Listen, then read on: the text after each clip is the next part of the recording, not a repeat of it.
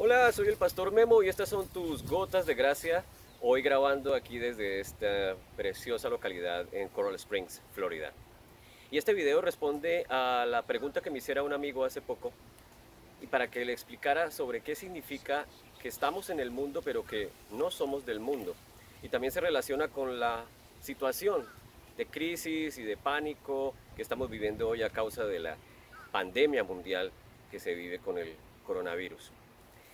Entonces, ¿qué significa que estamos en el mundo pero no somos del mundo? Esa es una pregunta que yo también me he hecho muchas veces. Me la he formulado en alguna ocasión. Y bueno, para eso estamos, para que queden peor que antes. No mentiras, para intentar aclarar el tema.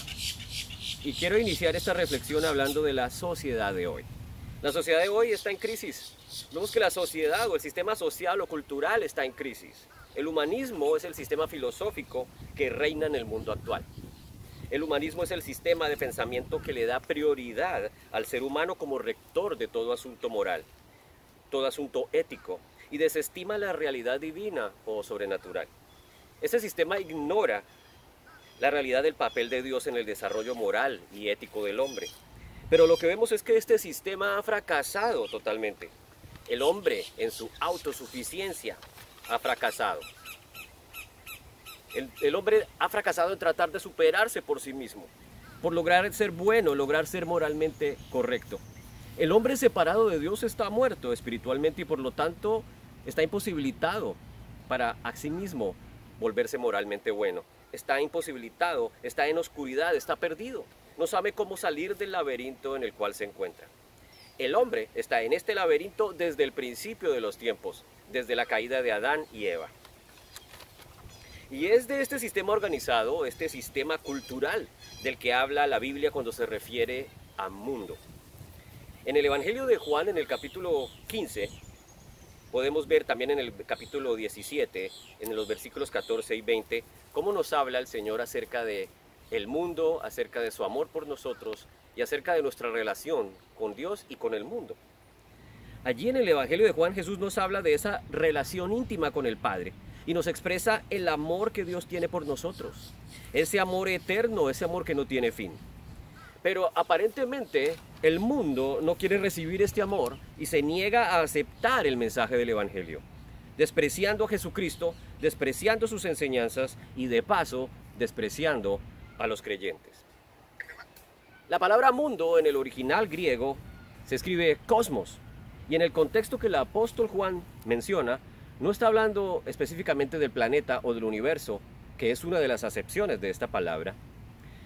Esta palabra también significa arreglar o embellecer, de ahí viene la palabra cosmético y cosmetología. Pero aquí está hablando de un sistema ordenado, un sistema que comprende los asuntos terrenales, los asuntos del ser humano, sus creencias, sus placeres, la vanagloria de la vida, etc. Y Jesús dice en el Evangelio: sepan que si el mundo los odia, cosmos, si el mundo los odia, ya me ha odiado a mí antes. Entonces no es el planeta, sino el sistema humano. Este sistema odia a Jesús, desprecia, desestima el mensaje de Jesús. Y continúa diciendo: y si me odian, están odiando a mi Padre. Si me persiguen, a ustedes también los perseguirán.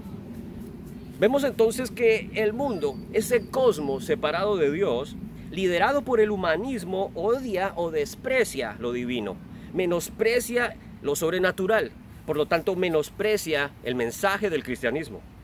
El mundo actual ama el conocimiento, ama la tecnología, ama la ciencia, ama la medicina, los fármacos, ama las finanzas.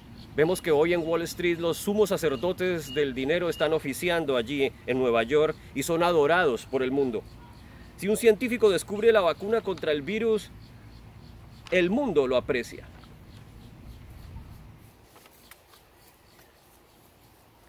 Jesús también advirtió a sus seguidores que experimentarían rechazo y persecución. Vemos que en el mundo se aprecia todo lo que podemos ver, todo lo que podemos tocar, todo lo que podemos comprobar con nuestros propios sentidos. El mundo desprecia lo divino. El mundo desprecia la realidad de un ser superior porque sencillamente no puede meter esa realidad en un tubo de ensayo para que después de muchos y muchos análisis compruebe si Dios es real o no. El apóstol Juan lo llamó el espíritu del anticristo, y es al que vemos moviéndose actualmente.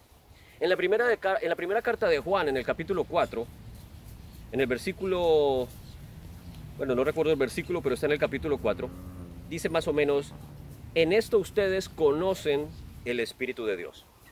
Todo espíritu que confiesa que Jesucristo ha venido en carne es de Dios.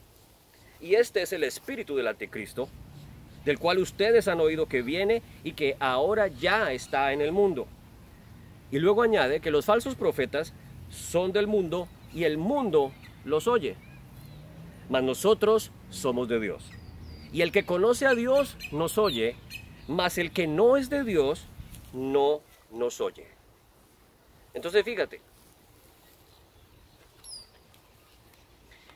estamos rodeados del espíritu del anticristo, que es el que se mueve hoy en día en medio de nosotros, alrededor de nosotros.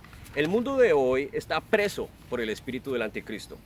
El que rechaza el mensaje del evangelio es el que le da la preeminencia al espíritu del humanismo. Y los falsos profetas viven en el mundo y rechazan la autoridad de Dios. Rechazan el mensaje de Dios. El mensaje del evangelio, que es el perdón de los pecados y la justificación únicamente por la fe en Jesucristo, crea rechazo, incluso entre algunos que se dicen cristianos. A la hora de debatir sobre asuntos espirituales, tú puedes hablar de cosas como control mental, puedes hablar de meditación, puedes hablar de ejercicios de concentración mientras repites ciertos, entre comillas, mantras. Puedes hablar de la mística filosofía de Paulo Coelho, puedes hablar de Deepak Chopra, y la conversación fluirá sin tropiezo. Hablarás de métodos de superación, sistemas de autoayuda, cómo tener éxito en 7 pasos, las 3 llaves para triunfar, llaves para la iluminación y todo perfecto. Pero justo en el momento en que mencionas a Jesucristo y dices que Jesucristo es el camino, la verdad y la vida, el ambiente cambia.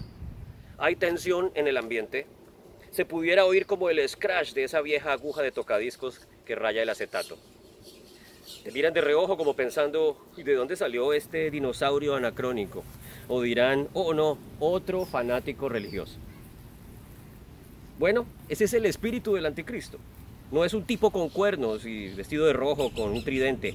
Es el sistema espiritual corrupto que rechaza naturalmente el mensaje de Jesucristo, el mensaje del evangelio.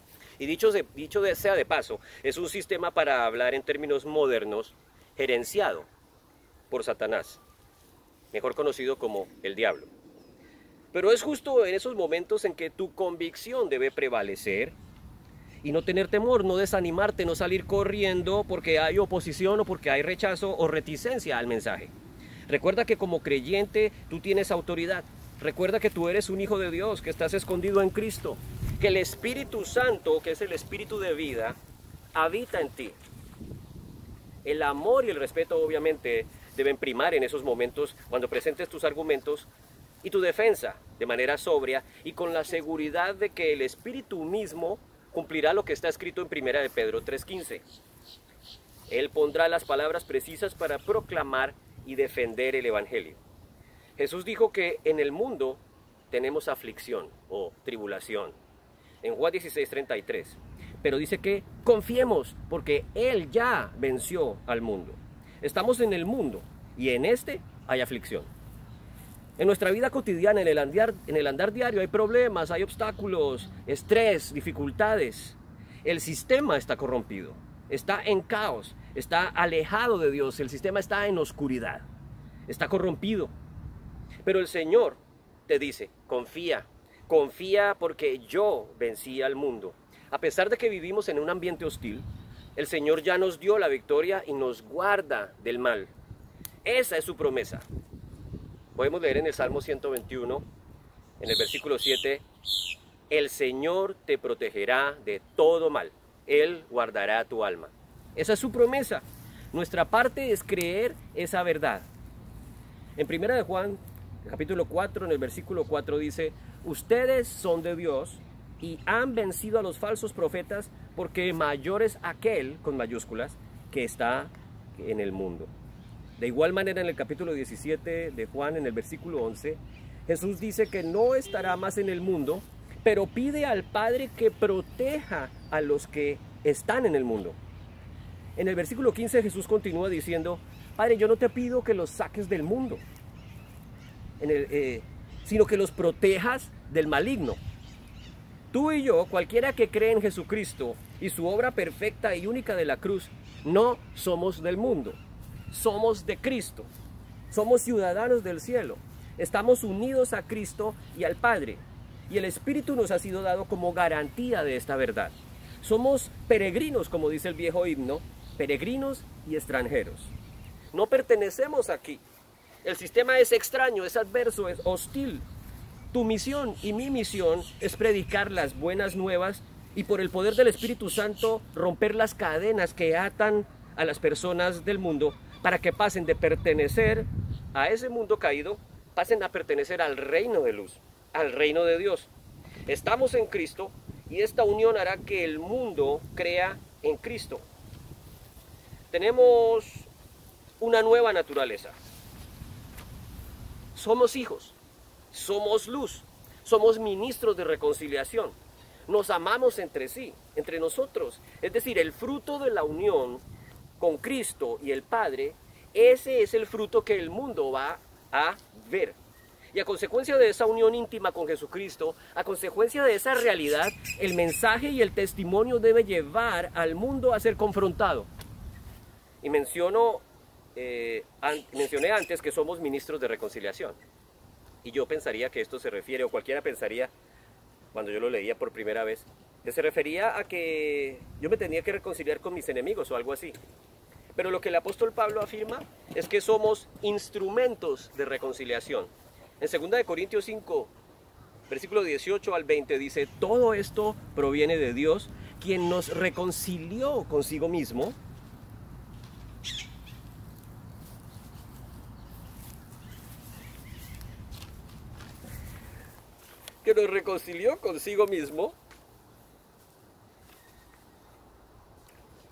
escucha, reconciliando al mundo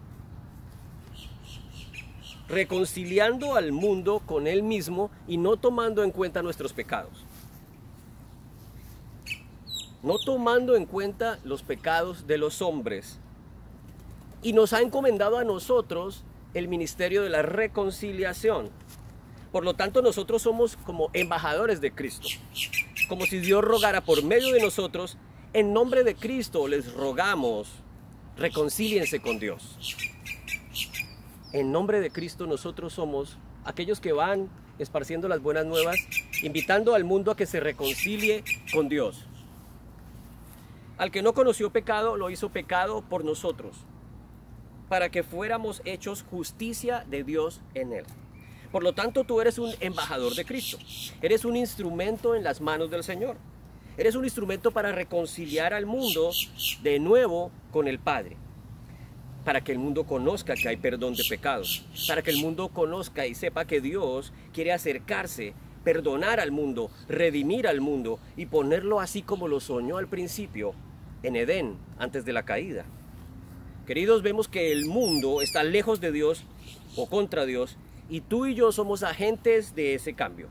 La palabra está en ti. Tienes la autoridad y el poder del Espíritu Santo. Tienes un ministerio: reconciliar al mundo perdido, separado, para que se una de nuevo con su Creador. Soy el Pastor Memo y estas han sido tus gotas de gracia, aquí desde Coral Springs, Florida. Y como siempre, que el amor y la superabundante gracia del Señor Jesucristo descienda poderosamente sobre ti.